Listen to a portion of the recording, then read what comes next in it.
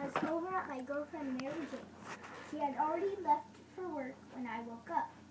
It seems strange to me because I have to leave before she does. My head was pounding and everything was way more focused.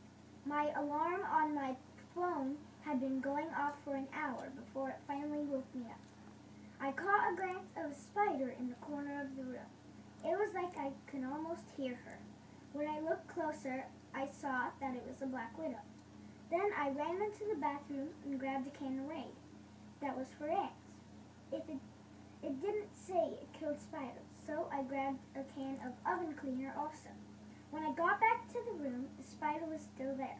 I sprayed it with the Raid first, but when it was not working, I tried the oven cleaner and it seemed to be working.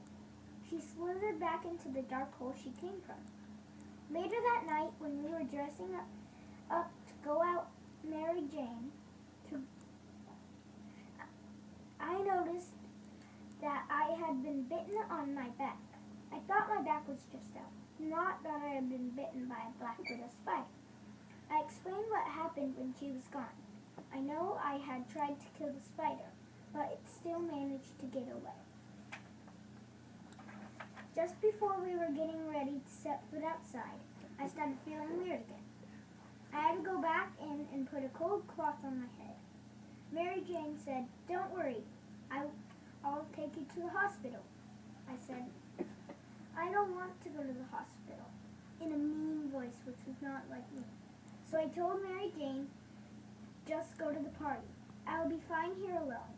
And besides, I already paid the babysitter to stay at my house to watch Ethan for the whole night because I wasn't sure what time I would be getting back." Mary Jane said, "Perfect. You can just stay here until you feel better." I wanted to go to the party, but I was sweating bullets.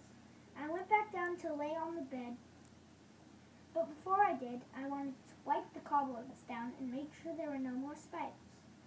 I got all the webs off and slipped under the covers. As soon as I did, I saw a round, white spider with green lines through its body walking slowly over me. So I jumped out of bed, keeping one eye on it and the other looking for a book to kill it with.